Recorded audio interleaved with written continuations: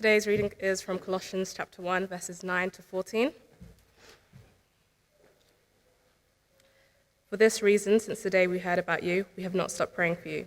We continually ask God to fill you with the knowledge of his will, for all the wisdom and understanding that the Spirit gives, so that you may live a life worthy of the Lord and please him in every way, bearing fruit in every good work, growing in the knowledge of God, and being strengthened with all power according to his glorious might, so that you may have great endurance and patience, in giving joyful thanks to the Father, who has qualified you to share in the inheritance of his holy people in the kingdom of light. For he has rescued us from the dominion of darkness and brought us into the kingdom of the Son he loves, in whom we have redemption, the forgiveness of sins.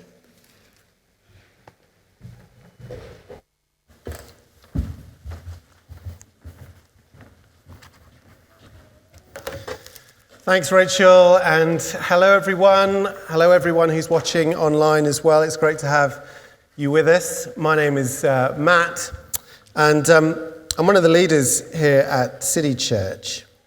And when I was kind of getting used to preaching regularly or speaking regularly at churches, there's two things that I found that I had to learn really fast, so to make sure that I wasn't going to be blown off course midway through a sermon. And the first thing that I had to learn was when I was looking out, as I am now, over a sea of faces looking back at me, and regardless of how many people were, avidly taking notes, or kind of watching me with a kind of supportive smile on their face. And by the way, kind of pre-COVID, it's helpful for you to know most of you have the resting face of a confused puppy. But I got past that. But the real issue was my eyes, when I looked out, would always lock on to those of you who fall asleep. That's right. You see, there'd always be someone who was blissfully in the land of slumber during my talks. Now, the thing was, it wasn't the fact that they were sleeping that put me off. It was the fact that during my talk, they looked like they were having the best sleep of their life. So I had to get used to that. But the other thing I had to get used to is people using their phones, looking at their phones during the service, during the sermon. And of course, hands up, I do that too. And, we want to be COVID safe, and so phones are a fantastic tool for that. But when you're up here in my position and you're looking out over a sea of faces, and they've got their phones out during the talk, you get to kind of think, well, I wonder what they're actually doing. You're looking at that person there and you're saying, you are definitely making a shopping list. I can get a sense of that. Or you would say, looking over there or up on the balcony, you would say, actually, that person is flinching so much every few minutes, they must be watching the BBC Live Sport text app. And then you'll be thinking, there is someone at the back of the balcony who seems to be swiping right all the time. What on earth is going on there? But you kind of get over that. You have to learn to adapt to that when you're preaching. But today is going to be very different. It's going to be completely different, because I know that it really doesn't matter this afternoon whether you're watching this at home or whether you're watching it here in the auditorium and you are determined to finish off a school assignment or update your social media profile or just simply mine Bitcoin. I know that you are going to be praying the prayer from this passage this week. In fact, I know that throughout your entire life, from this moment on, you're going to come back to this passage here in Colossians 1, and you're going to pray this prayer. Now, you're probably thinking they're very confident words, Matt. And yeah, I am confident because this prayer is for people who don't know what to do with their life. This prayer is for people who don't know what to do next. Or this prayer is for people who feel stuck and are at a junction and they don't know which way to turn, which decision to make. See? You're listening now, aren't you? It's going to be a good prayer. But though it may not feel like it, and I appreciate that, we kind of live in a time of history where most of us have more opportunities and more options than ever before. So let's kind of narrow down the set of possible answers by asking this question that we find nestled in verse 10. Look with me at verse 10. And I'm paraphrasing, but it's this question.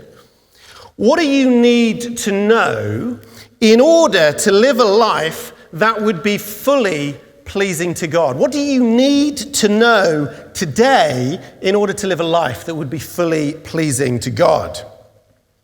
Now, I'll probably get in trouble for saying this, but all my research in the book of Colossians, the thing that I've learned about Colossae, the place, is that it was highly likely that it was very, very boring.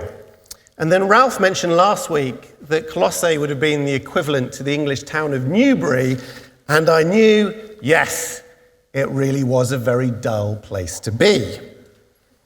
You see, Colossae, it wasn't like Corinth, regional center of commerce and entertainment.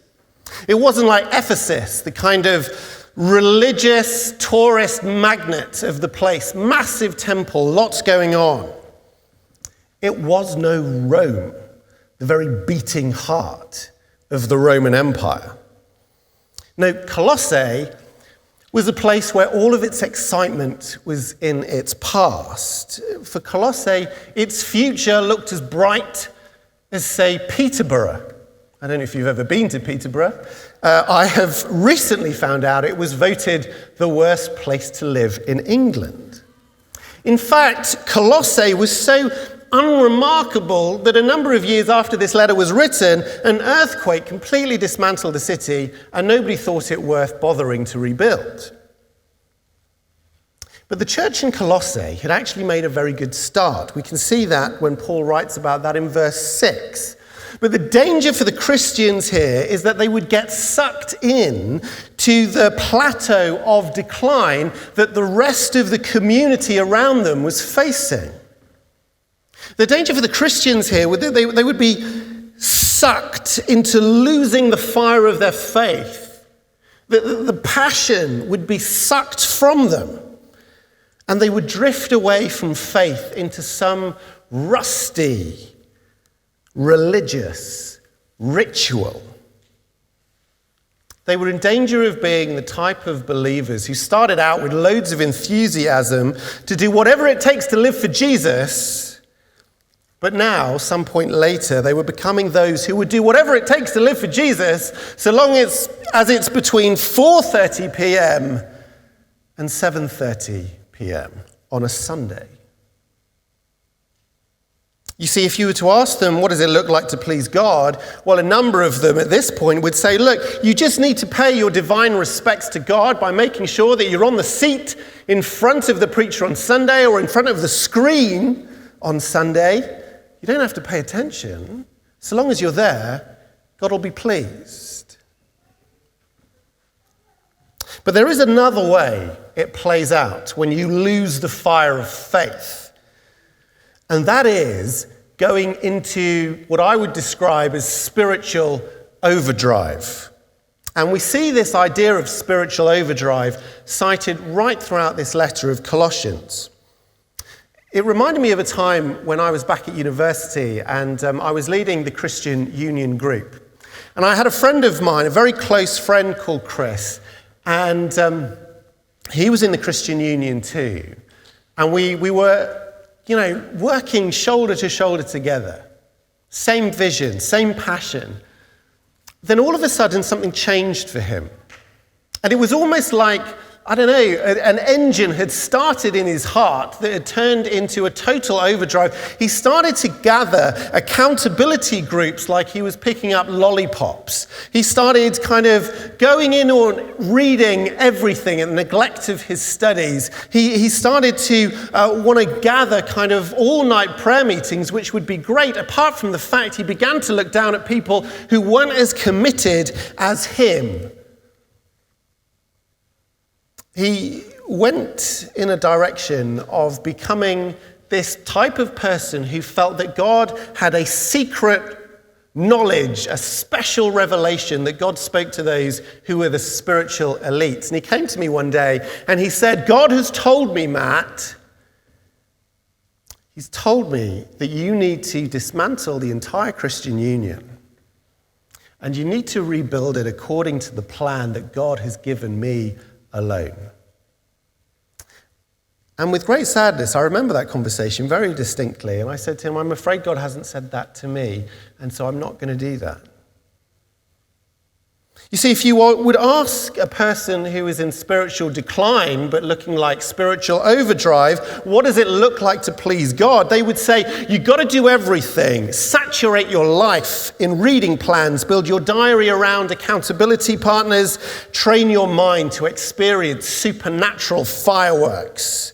Then, and only then, will God be pleased with you.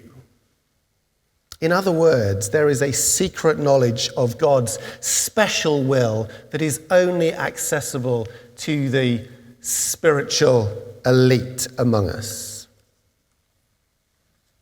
I wonder if either of these approaches resonate with you.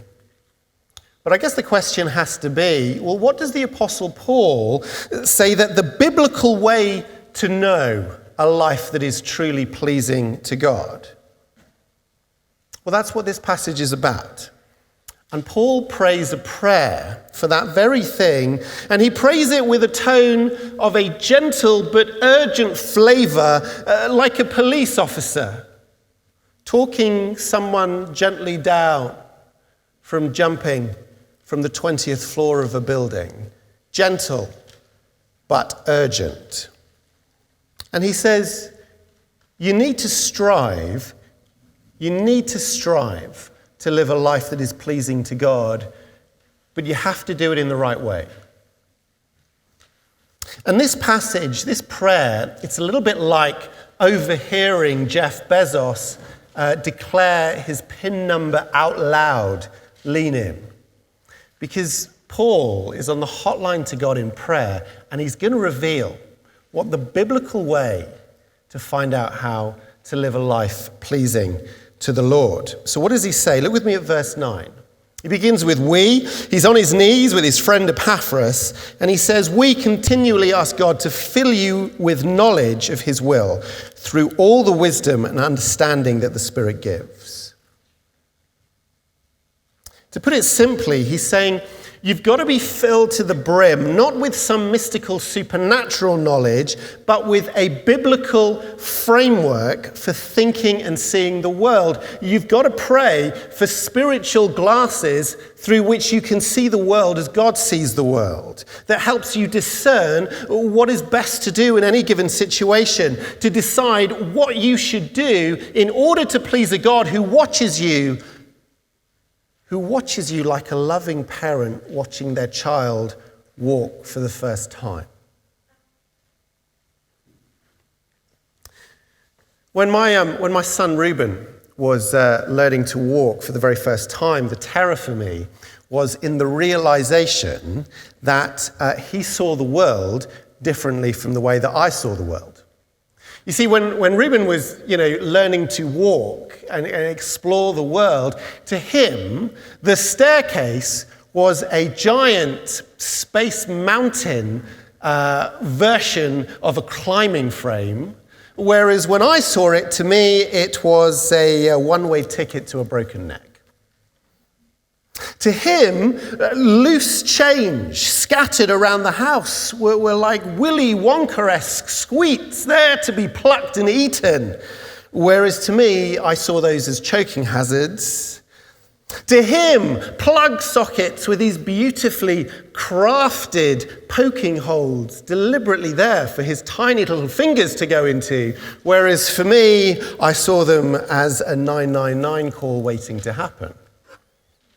We saw the same things, but differently.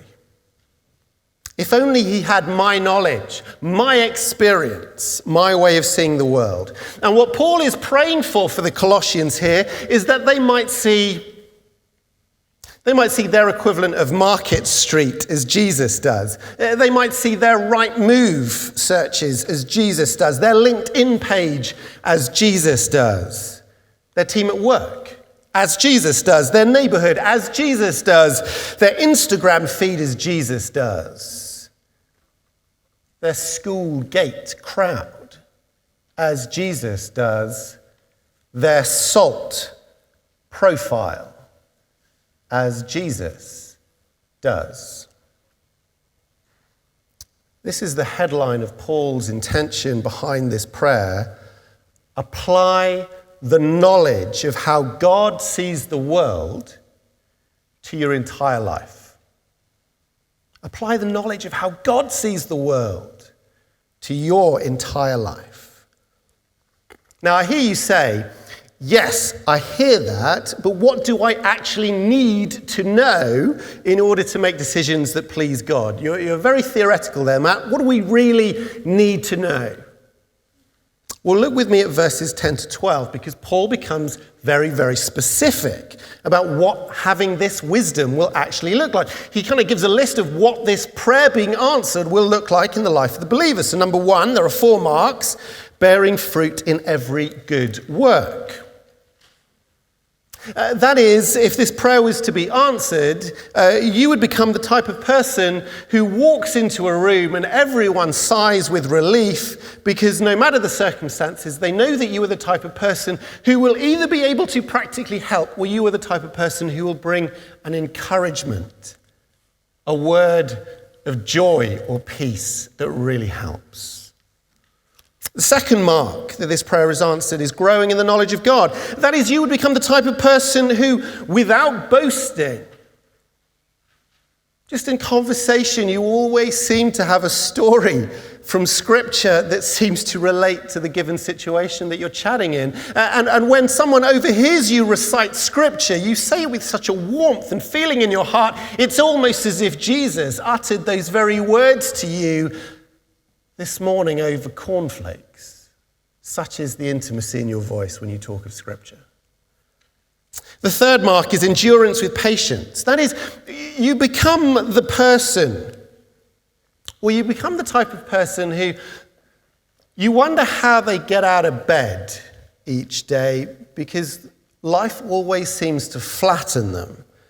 And yet they're always the type of person who's there on a Sunday, putting out chairs, putting together wires, assembling kids' resources. They're the type of person who often feels overwhelmed and weeps when they're at Connect, and yet they seem to patiently keep enduring, keep going. Every week they're still there on Zoom.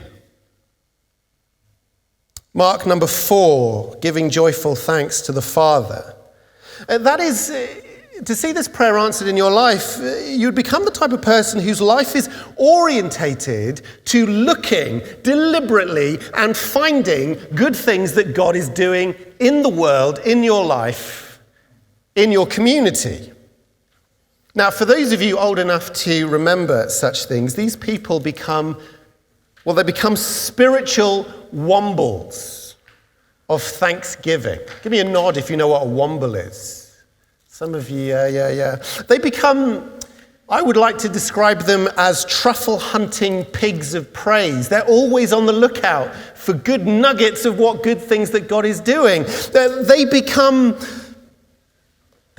kind of people who, like Where's Wally watchers, are always looking amongst the crowd of distractions in life to that single gem or diamond of good thing that God has done, intervened in, answered in terms of prayer.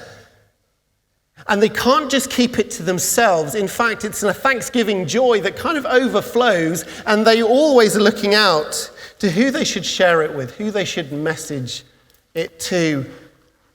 They're singing about it. It just overflows. That is the thanksgiving that we're talking about here. Now, some of you, again, are going to be thinking and saying, well, Matt, you've just revealed it there. If I can just do these 4 things in my life, well, then I can definitely know that God is pleased with me. And I would say to you, well, that is a nice try to shortcut your faith by creating a tick box list. But no, it does not work like that. You see, these 4 markers are beyond mere effort. They are beyond longer quiet times. They are beyond you simply trying harder. Look back at the beginning of the passage. Do you see? Paul's expectation is that this treasure chest of God-pleasing reflexes, all 4 of them are given as a gift from God. And that's why the gateway to these 4 markers is prayer. Not a Joe Wicks exercise regime, not a diet plan, not an Amazon Prime next day delivery. No. There is no shortcut. If you want the knowledge and discernment to live a life that is pleasing to God, then you have no choice but you've got to ask him for it. You've got to ask him for it. And you want to ask him for it, don't you? You read this passage, and I told you that you would like this prayer. It's a great prayer. Amen.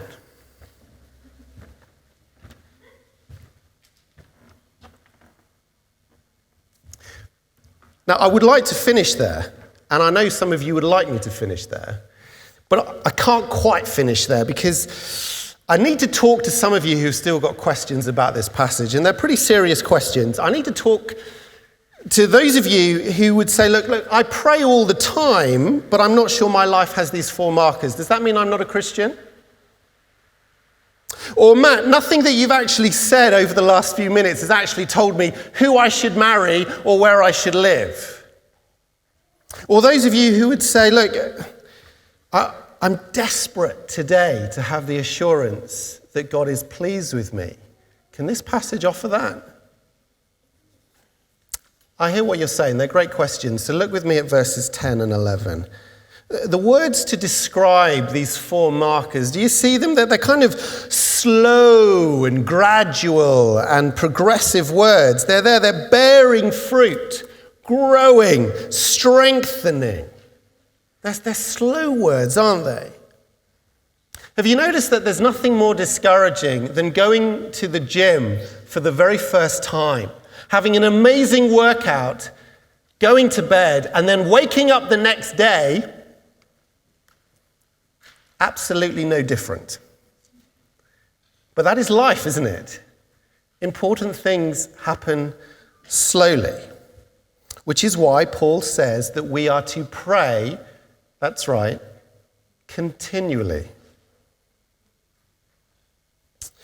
But there are questions that we can ask ourselves when it comes to making decisions that are evidence that this prayer is being powerfully answered within us. There are questions that you and I could ask, the questions that we might instinctively begin to kind of throw out there because God is answering this prayer in our lives and hearts. And so we begin to see the world differently. We begin to grow in this wisdom that we've been praying for. There are questions that can be telltale signs that God is actually at work within us. So let me go through some examples. So, for example, the first marker, a person who is bearing good fruit, they're the type of person, if this prayer is being answered within them, will ask themselves, honestly, how does this choice, this move, this job, this new house, or this new flat actually lead me to be more sacrificially loving? Because if the answer is it doesn't, then this person will probably say, well, then it's probably not a God-pleasing thing to do. The second marker, a person who is growing in knowing God, they'll probably reflect that in knowledge, the things that we value most cost us something, don't they? Things that are valuable, they cost us. We know that. And so they're the type of person who will ask, what good thing did I have to say no to? Or what person did I have to disappoint in order to carve out quality time with God this week? That's the type of question that they might ask themselves if they are growing in knowing God. A person patiently enduring, well, they would be helped by knowing that in the original text, the phrasing here is enduring in joy. And it's easier to endure your pain by hiding it, isn't it? It's always easier to pretend that you're not hurt and you're the type of person who can just plow on through and it hasn't really impacted you, but it has, but you don't want to tell anyone, so you just keep on going. It's easier to endure like that. But enduring patiently, enduring with joy, is in experiencing pain, but not being ashamed of it. Not being ashamed of it. And so they might ask themselves, who in the church community did I reach out to last time that I was feeling really low? Because enduring patiently is never about enduring alone. And the fourth marker, a person who is thankful to God. Well, this person knows that being thankful to God isn't just a kind of dry, indifferent kind of throw-out phrase. Well, God is sovereign, isn't he? God is sovereign.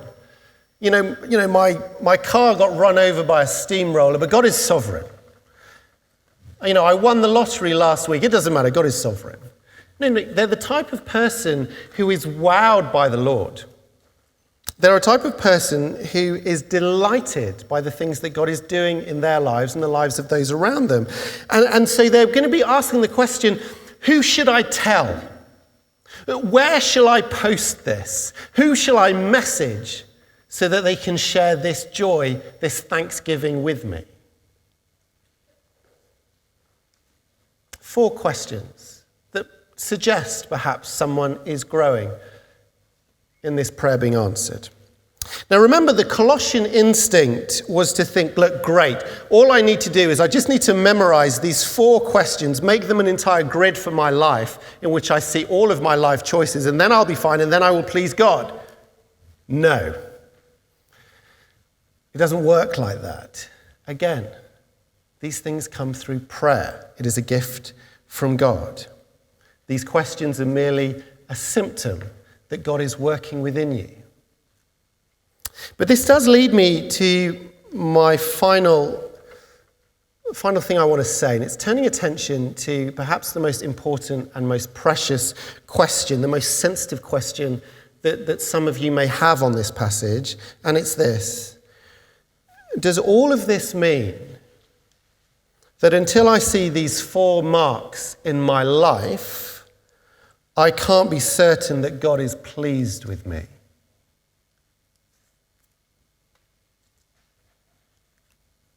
It's an absolutely vital question, isn't it? And Paul answers it in verse 14. Look with me there. You see, verse 14 is an interesting verse. It doesn't quite fit with everything else. It just seems to be this overflowing burst of joy that Paul seems to land with. You see, he does it, though, because the primary building block of this prayer being answered, the first cornerstone that God is at work within us, the first turn of the ignition, the first spark that this prayer is being answered, is you realizing that you have been rescued by God, and therefore you have become permanently pleasing to him. Sure, as Christians we can do things that sadden God, but for the genuine believer, there is no unwise decision, that can dampen or tarnish the delight that he has for you. For the genuine believer. Now let me be clear, we seek to live lives that please God, not because he's angry with us. We don't want to live lives to please God because he's indifferent to us, so we need to kind of coax his joy out of him. No. He has already declared upon us his permanent delight. We bear good fruit. We want to know God deeper. We want to endure hardship. We want to cultivate thankfulness, not because we want to coax God's pleasure, but because we want to respond to God's pleasure in us. Which is why Paul hasn't even finished this prayer in Colossians chapter 1, then his voice just seems to dance into this recollection of how God has rescued him. Can you see that in verse 14? It just explodes out of the prayer, doesn't it? It brings me back to a time. Come back with me to Euro Disney a number of years ago, maybe, 6 years ago or so. And it's the parade at Disneyland, yeah?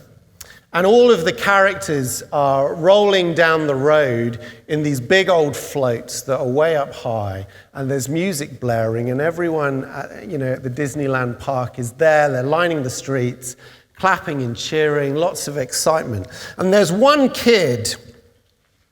young kid, he's wearing all the Disney garb. He's got the Mickey Mouse, hat and T-shirt. He's absolutely loving it. He's enjoying the parade.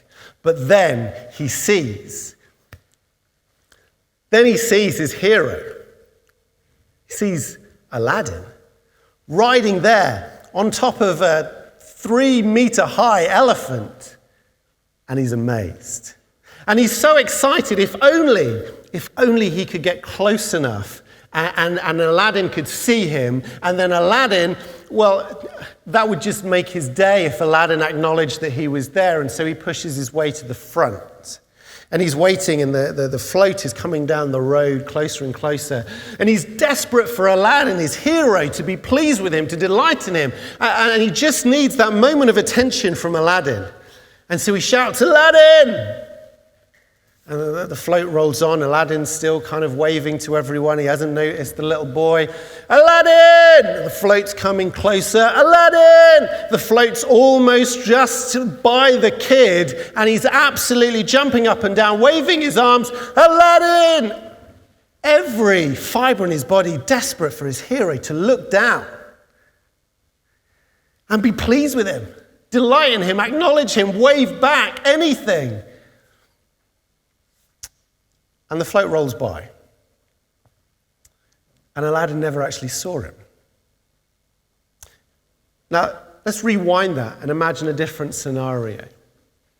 This boy, "Aladdin!" The float comes near, rolling right down the road. "Aladdin!" And then Aladdin, from on top of his kind of 3-meter high plastic elephant, looks down and says, "Stop the parade." So the parade stops. "Is that you, Billy?" "Yeah. Do you want to come up here on this 3-meter high elephant and ride with me?" Billy kind of clambers up. He's on there with Aladdin, and the parade rolls on, the music. Now, in that scenario, do you think Billy would get to there? He's riding on top of this 3-meter high plastic elephant with his hero Aladdin. Do you think he gets there and he's like, "Yeah, well, I'm here now. It's a bit dull. Yeah, I'm kind of over it now. Aladdin, yeah, he looked good from afar, but now I'm up close. I really couldn't give one now. I'm done." No. In that scenario, the boy would lose his mind, wouldn't he? Absolutely lose his mind. What excitement. Aladdin. Now, that second scenario, in a small way, is the picture of joy of our current situation with God. Because in verse 14, Paul is like an old friend who comes around to us as we're reading Colossians chapter 1, and he puts his arm around us in verse 14, and he says, "Look, do you remember that shared experience that we had together? Do you remember when Jesus went to the cross for you and me? And do you remember when he could have come down, but he chose to stay up there? Do you remember when he was lashed and he didn't give up for us? And do you remember when he went through the pain and the spitting and when he breathed his last to take away our sin? Do you remember when he did that for us? Do you remember how you were before, trapped in your sin and a slave to your brokenness? And do you remember how he picked you up out of that, and just through faith alone, in him, he plucked you to be a citizen of heaven, permanently forgiven, permanently loved, permanently delighted in? Do you remember? Do you remember? That's what Paul's doing in verse 14. And that's why verse 14 is there. Because when we recall the joy of that love, that special moment when our hero came down and plucked us out of the mess into the light, it drives us to bear good fruit, to want to draw close to him, to know him better, to patiently endure hardship, and to give thanks to the Father with great rejoicing.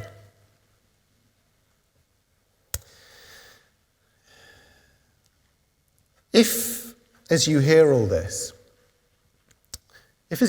your heart kind of has sparked a little bit, and your love for God has kind of been rekindled just a tiny bit, and you find yourself sitting here in the auditorium or watching this at home in your living room or in your bedroom or in your kitchen, and you just feel a kind of instinct within you, even a tiny one, that kind of goes, yeah, I kind of just want to be drawn to God again. I just kind of want to live for him again, just even in a small way.